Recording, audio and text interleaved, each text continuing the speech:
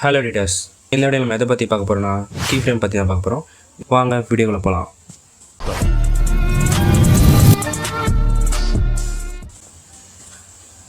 First இங்கே text layer இருக்குது பார்த்தீங்களா, அந்த டெக்ஸ்ட் லேயர் அப்படி வச்சுக்கோங்க. நான் ப்ளஸ் ஐக்கன் கொடுத்து இங்கே சர்க்கிள் ஆட் பண்ணிக்கிறேன். சர்க்கிள் ஆட் பண்ணிவிட்டு இந்த டெக்ஸ்ட்டுக்கு ஸ்டார்டிங்கில் வச்சுக்கிறேன். எதுக்கு ப்ரூஸ் கேட்டிங்கன்னா சொல்கிறேன். ஃபஸ்ட்டு வந்து நம்ம start to end key framing பற்றி பார்த்துருவோம். அது ரொம்ப பேசிக் தான், சொல்லித்தரேன். ஃபஸ்ட்டு இந்த சர்க்கிள் லேயரை வந்து நான் அந்த டெக்ஸ்ட் லேயருக்கு ஸ்டார்டிங்லேருந்து டெக்ஸ்ட் லேயருக்கு எண்டிங்கில் கொண்டு வரணும்னு நினைக்கிறேன். அந்த start to end key framing நான் சொல்கிறேன்.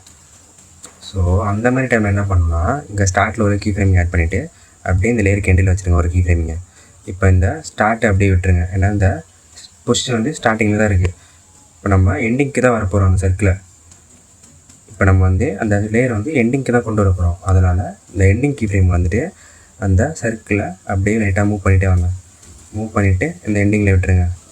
எண்டிங்கில் விட்டுட்டு இப்போ ப்ளே பண்ணி பார்த்தீங்கன்னா தெரியும், ஸ்டார்ட்லேருந்து எண்டிங் கலர் வந்துச்சு. இதான் start to end key framing சொல்லுவாங்க.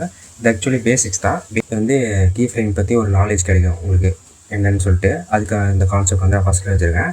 நெக்ஸ்ட்டு வந்து நம்ம இந்த ட்ரான்சிஷன்லாம் யூஸ் பண்ணுற ஈஸி ஈஸோ கீ ஃப்ரேமிங் பற்றி பார்ப்போம். இந்த கீ ஃப்ரேமிங் எடுத்து விட்டுட்டு இந்த சர்க்கிள் லேயர் வந்து நம்ம சென்டரில் கொண்டு வந்துச்சிடலாம். இதுக்கு நான் சொல்கிறேன். இப்போ அந்த ட்ரான்சிஷன் இன்னே அவுட்டு கீ ஃப்ரேமிங் எப்படி வைக்கணும்னா, அதேமாதிரி நீங்கள் ஸ்டார்ட்டில் ஒரு கீ ஃப்ரேமிங் எண்டிங்கில் ஒரு கீ ஃப்ரேமிங் வச்சுட்டு இங்கே ஒரு கீ ஃப்ரேமிங் வச்சுருங்க. ஏன்னா அந்த சர்க்கிள் வந்து சென்டரில் இருக்கிறதுக்காக இங்கே சென்டரில் வச்சுருங்க கீ ஃப்ரேமிங்கு. அதேமாரி ஸ்டார்டிங்கில் வச்சிட்டோம், அதேமாதிரி எண்டிங்கில் முடிகிறதுக்காக இங்கே சென்டர்லேருந்து அந்த ஈஸ் அவுட் ஆகணும்ல, அதனால் இங்கே ஒரு சென்டரில் கீ ஃப்ரேமிங் வச்சுருங்க. நம்ம இப்போ ஸ்டார்டிங்கில் கீ ஃப்ரேமிங் வந்துடுவோம். வந்துட்டு இந்த சர்க்கிளை வந்து லெஃப்ட் சைடு மூவ் பண்ணிக்கிறேன். லெஃப்ட் சைடு மூவ் பண்ணிவிட்டு ப்ளே பண்ணி பார்த்தீங்கன்னா தெரியும், இந்த சர்க்கிள் வந்து லெஃப்ட் சைட்லேருந்து ஃபஸ்ட்டு இந்த பொசிஷன்லேருந்து அந்த பொசிஷன் நிற்கிது. அதேமாரி இந்த பொசிஷன்லேருந்து இப்போ எண்டிங் கீ ஃப்ரேமை வந்து அதை ரைட் சைடு மூவ் பண்ணுறேன். மூவ் பண்ணிவிட்டு இப்போ ப்ளே பண்ணி பார்த்தீங்கன்னா தெரியும், இந்த கீ ஃப்ரேமிங் பொசிஷன்லேருந்து எண்டிங்கில் நம்ம மூவ் பண்ண பொசிஷன் வந்து நவரது பார்த்தீங்கன்னா தெரியும். இதுதான் ஆக்சுவலி அந்த அனிமேஷன் இன் அவுட்டு ட்ரான்சிஷன் யூஸ் பண்ணுறது. அனிமேஷன் இன் ஆகிட்டு அப்படியே அனிமேஷன் அவுட் ஆகுது பார்த்தீங்கன்னா தெரியும். இதுவும் ஆக்சுவலி ஒரு பேசிக் கீ ஃப்ரேமிங் தான். கீ ஃப்ரேமிங்கில் அட்வான்ஸ் லெவல்லாம் இருக்குது. உங்களுக்கு கீ ஃப்ரேமிங்னாலே என்னென்னு தெரியல, நீங்கள் ஆக்சுவலி பிகினஸாக இருந்தீங்கன்னா இந்த வீடியோ கண்டிப்பாக உங்களுக்கு யூஸ்ஃபுல்லாக இருக்கும். இதுலேயும் உங்கள் க்ரியேட்டிவிட்டிக்கு ஏற்ற மாதிரி நிறைய கீ ஃப்ரேமிங் வச்சு நீங்களே பண்ணலாம். அதுக்காக நான் உங்களுக்கு ஒரு டாஸ்க் மாதிரி வச்சுருக்கேன், சொல்கிறேன் என்னென்னு. இதை நான் ஹைட் பண்ணி வச்சுருக்கேன். பார்த்தீங்கன்னா தெரியும், நான் ஸ்டெப்ஸ் மாதிரி ஒரு லேயர் க்ரியேட் பண்ணி வச்சுருப்பேன். அதுக்கு மேலே சர்க்கிள் வந்து அந்த லைன்லேயே மூவ் ஆகிட்டு வரணும். இப்போ நான் ப்ளே பண்ணி காட்டுறேன். பார்த்தீங்கன்னா தெரியும், அந்த சர்க்கிள் வந்து அந்த லைன்லேயே மூவ் ஆகிட்டு வருது.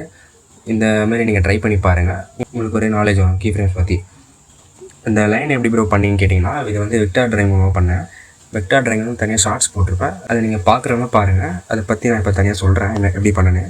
இதை ஹைட் பண்ணிவிட்டு இது வெக்டார் ட்ராயிங் சைடில் இருக்கும், அதை கிளிக் பண்ணிவிட்டு நீங்கள் வந்து கிளிக் பண்ணி ட்ரா பண்ணணும்.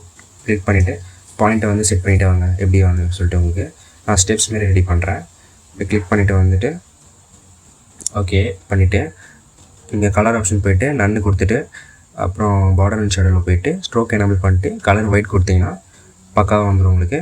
இந்த மாதிரி நீங்கள் ரெடி பண்ணிவிட்டு அதில் ஒரு சர்க்கிள் ஸ்டார்ட்டில் வச்சுட்டு அதை அப்படியே கீ ஃப்ரேம் ஆட் பண்ணிட்டு அந்த லைன்லேயே அந்த சர்க்கிளில் வந்து மூவ் ஆகிற மாதிரி செட் பண்ணுங்கள். இதுதான் உங்களுக்கான டாஸ்க்கு. இந்த வீடியோ உங்களுக்கு பிடிச்சிருக்குன்னு நினைக்கிறேன். அடுத்த வீடியோ நான் கிராஃபோடு வரேன். தேங்க்ஸ் ஃபார் வாட்சிங். பீஸ்.